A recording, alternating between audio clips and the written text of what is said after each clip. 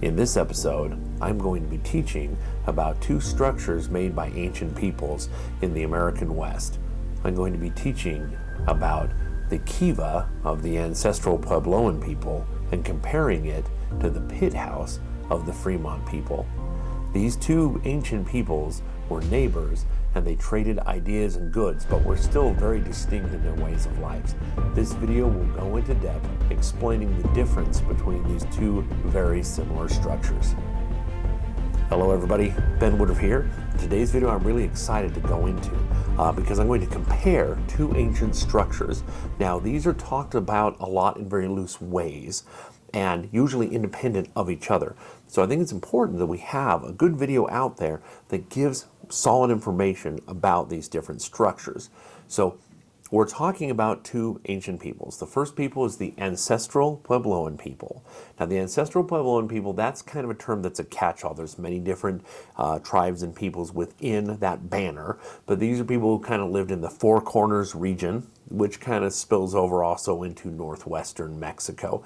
The Ancestral Puebloan people did not call themselves that and would have called themselves, but whatever their local tribal name was.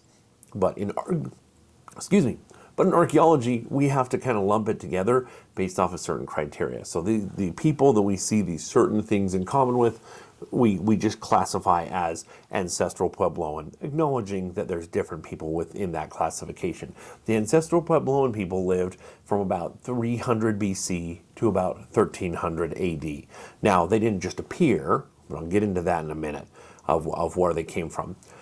The other people we're talking about are the Fremont people. Now, the Fremont people are named after John C. Fremont, a famous explorer who first classified some of the ruins that were found.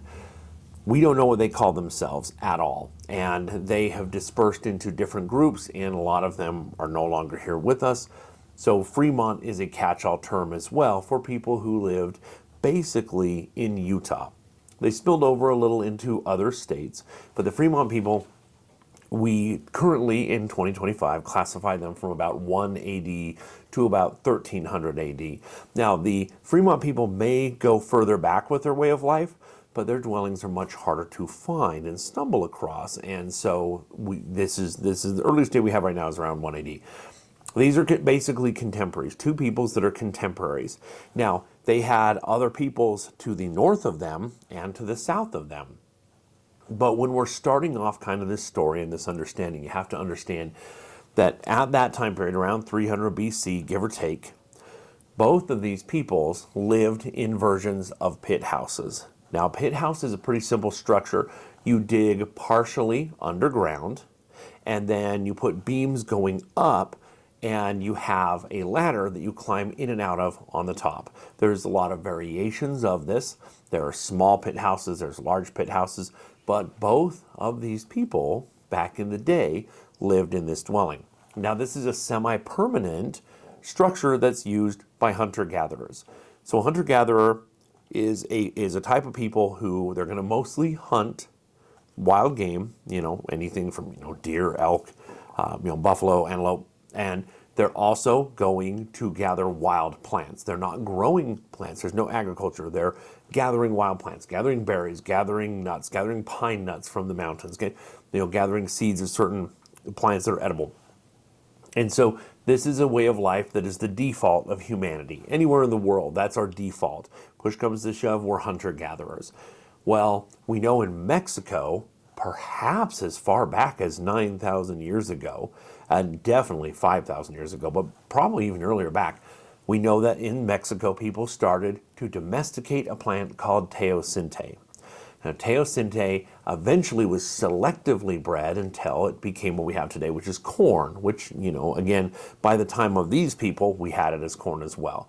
So the Ancestral Puebloan people had neighbors to the south who were trading up corn, dried corn, out of Mexico and sharing the ideas of advanced agricultural techniques. So around 300 BC, the Ancestral Puebloan people went all in. They adopted this wholeheartedly, and in doing so, they had to have more permanent structures and facilities. So this is when you see the explosion of pueblo communities. Now, pueblo is when you are taking stone and adobe, which is basically like adobe clay, and building a structure. Now this could just be above ground with the adobe, and then you have logs going over the top, and there's your structure. This is also where you get the beautiful cliff dwellings that we see, which again, some people say that these cliff dwellings are strategic and they're trying to prevent any violent attacks. These are strategic places. Some people say, no, this is where the water seeps down naturally, so it's just a natural place to live because the water seeps through the rocks in those cliff dwellings in the back. I've seen them. And other people say, no, it has nothing to do with anything. It's just a cool place to live. But the point is, the ancestral Puebloan people started making very permanent structures that we still see today.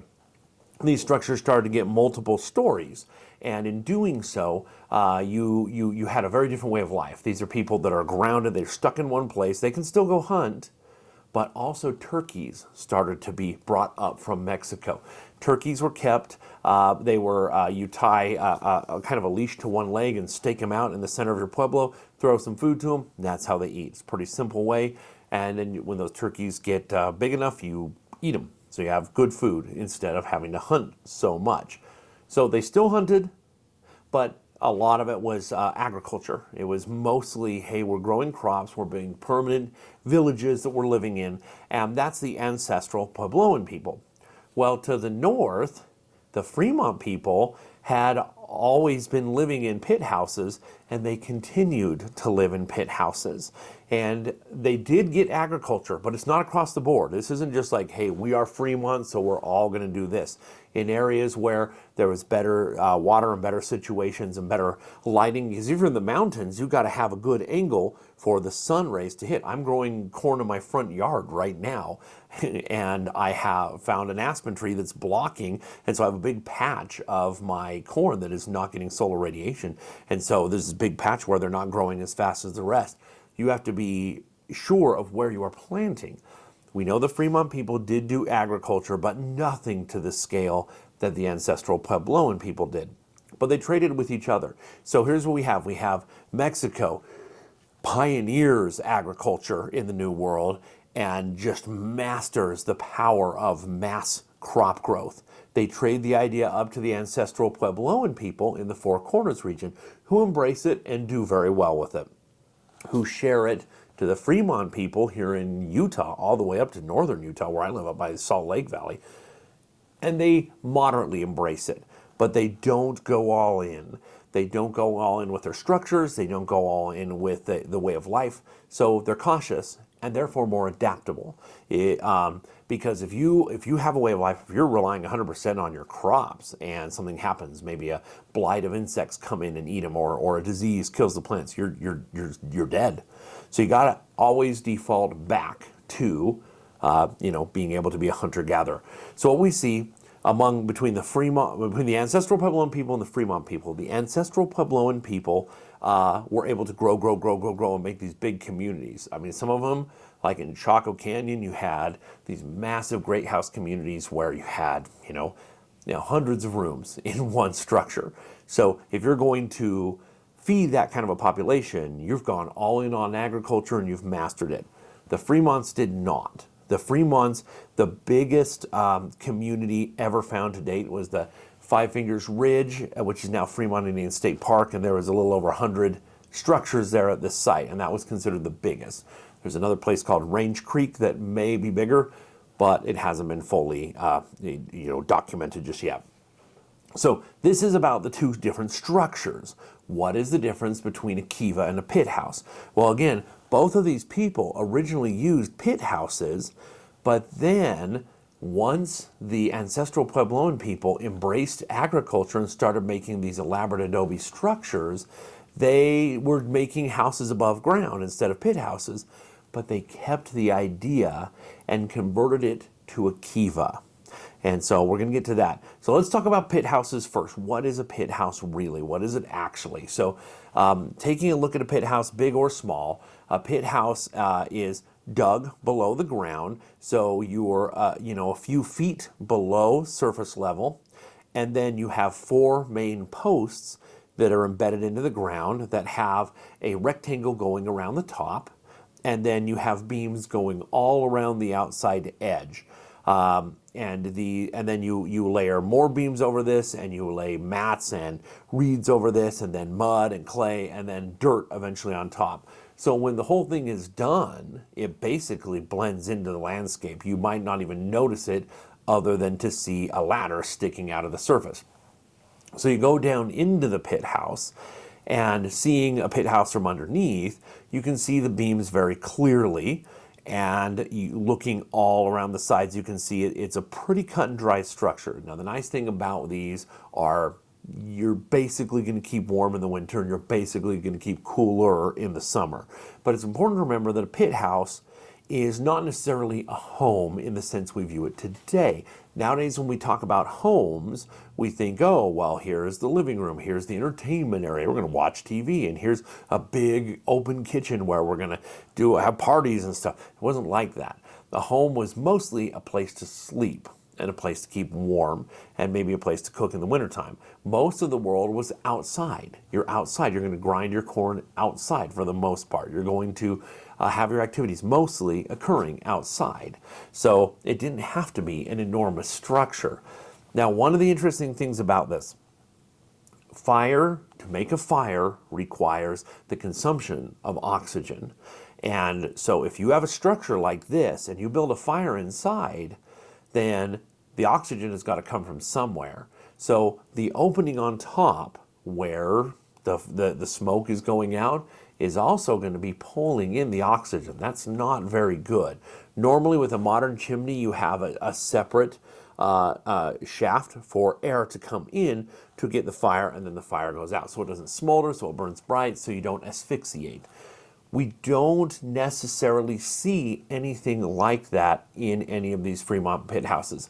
But one of the hard things about a pit house is when you find one in the archaeological surveys that are done, there's not much. They've collapsed in on themselves. And we even have evidence that sometimes some of the tribes, when they left a land, that they might burn some of these down ceremonially as a way to kind of end things. Like we're saying goodbye now, we're burning down our house and leaving it behind. So these structures, there's not much because they're part above ground, part below ground. They're collapsing in, and you're going to have rocks around the edges, but you're not seeing much. So a trained archaeologist can notice where these pit houses are, but people walk past them and don't even realize they're walking past them. So because of that, it's kind of hard to piece together everything and to understand exactly how and where these people live. So we are not sure for 100% if there was or was not some sort of ventilation shaft from somewhere else. But it seems like you would want that. But in the absence, we know a lot of peoples around the world will have structures that are heated that don't have a ventilation shaft. So it's interesting to think. Now, I have a teepee, and when I set up a teepee, the teepee has a smoke flap down on the bottom. So what happens is it sucks in air that goes up and over, and the air goes down to the fire, and then the heat and smoke goes straight out. So that way you don't have cold air hitting you, but you have a constant supply of air feeding the fire. So even in teepee culture, this was a consideration and an understanding that you had to have a way to be able to have that oxygen flowing in. So again, both of these people started off with pit houses, but the Puebloan people, once they switched to agriculture, they got rid of the pit house and they switched to pueblos. However, they kept the structure in a form that we call kivas. Now remember, a pit house is half above ground, half below ground. A kiva is completely below ground. It still has a ladder to enter in at the top, but it's completely below ground. The interesting thing about it, it does have a ventilation shaft that comes in from another area and a rock blocking that to keep the wind from hitting it. So when we take a look at a kiva, the structure is very different. A kiva is built off of columns. So if we look in a kiva that is open today, where the structure has been, rotted away, then you see there's these columns all around the outside edge. And these columns or these pillars, if you are just looking at the structure without an understanding of it, you might think, oh, these are chairs or these are little platforms to put things on. No. These things, you place logs all around the edge, spiral, spiral, spiral, and then run them across so you can have an open room with no support posts whatsoever. The support posts go all around the outside edge and then across the top. It's a really ingenious idea. So it gives you a lot more space, a lot more room, and a lot less likely to have the structure burn down from your fire. You still have the ladder going in and out of the top, but otherwise you don't. So looking around a LiDAR scan or footage here of a Kiva, you can see how those columns are used, and you can see how they are supported all around the whole way. Now, Kivas seem to have come to be ceremonial. That's the general consensus. But there's also kind of a bad habit among archaeologists and historians to always jump to the conclusion that everything is ceremonial and everything is ritually based. But we do see that, especially like the later Kachina culture that comes around the 1200s with the Puebloan tribes, that the Kiva is very much a ceremonial center. But there are ancestors of some of these ancient peoples who have told us that their oral tradition is that, yes, a Kiva was a sacred space, it was a ceremonial space, but that it was also used for regular purposes as well, especially like in the wintertime when everybody's cold. It's a good place to go in and keep warm. So we don't know for sure because we don't have a written language to understand this. But we do know that, again, the ancestral Puebloan people took the idea of a pit house, and when they switched to be 100% agrarian, then they flattened the top, made it completely subterranean, not half above and half below, completely below ground, and was still having a ladder go in the top. And it was made out of adobe, clay and bricks, or stone, wrapped around and built up on these columns. And it had, again, very advanced, ventilation. So here's what's interesting about that. That's you could say, well, okay, yeah, they went a totally different direction. But the idea of the Kiva grew. Kivas got bigger and bigger and bigger until eventually some of these tribes, like at Chaco Canyon, and also Aztec, New Mexico, which has nothing to do with the Aztecs, it was just misnamed. Aztec, New Mexico, Salmon Ruins in New Mexico, and Chaco Canyon. There are great Kivas. These great Kivas are enormous and can fit hundreds of people. Now we have the ruins, but we also have structures that have been reconstructed. So at Aztec, New Mexico, there is a great Kiva that is intact. And when you go down inside it, what does it have? It has it has 4 enormous columns that are holding up the roof, holding up the ceiling, just like a pit house. So again, it seems the ancestral Puebloan people went from having pit houses with 4 columns holding up the roof to then having pueblos above ground, but having Kivas completely below ground, that had no support beams. But when those Kivas got big enough that they were holding hundreds of people, then they went back to the old idea of having 4 columns that were holding up the whole structure, the whole ceiling. So it's actually kind of fascinating to see how that worked. Now, Kivas can break rules. Every little pueblo is its own pueblo. Every region and regional tribe is its own tribe. And sometimes you see things that are very strange. So a pit house, you go in from the top. A Kiva, you go in from the top. We have also been told by the descendants of some of these people that there is a connection to a Kiva being kind of like going into the underworld. Subterraneous, going into the underworld. We know from Chaco Canyon that there were huge influences coming up and down from Mexico. Things were brought up like live macaws and copper beads and cacao beans made into chocolate. So there's all these trade of goods, there's surely trade of ideas as well. And we know for the ancient Maya people and for the Aztec people, we know for some of these people in Mexico that the underworld, with Xibalba, it's the realm of the underworld. It's the realm of the lords of death. So that's a stretch, but it's worth noting. It's worth noting that the people who to the south that were trading, who some of these Puebloan people were trying to emulate and share with a lot of ideas, that one of the ideas of these people to the south was that underground is the underworld. And it's true most people, right? Most of us, most people, the way when a person passes away, they're buried underground. So again, there is this idea of the underworld. But of course, in Mexico, you have all these cenotes, these underground caves and waterways that are literally the underworld for them. So not sure for sure on that, but we know, again, that with the ancestral Puebloans went from a pit house to with 4 support beams to a Kiva with no support beams to a great Kiva, which once again had 4 support beams. So it's kind of interesting evolution. So fascinating to think about both of these. So again, Kivas, really interesting structures. They got big, and again, pit houses, equally interesting. And on the inside of both of these, they look very similar. Not exactly the same, but very similar because they came from similar origins from 2 different people who traded ideas and goods and were contemporaries of each other. So I hope you enjoyed learning a little bit more about both of these structures. The sad thing is there's not many opportunities to go in a reconstructed version of one of these. There's not many that are still standing. There's a lot of Kivas that are still standing, but they're open. And a lot of them are delicate and you cannot go inside.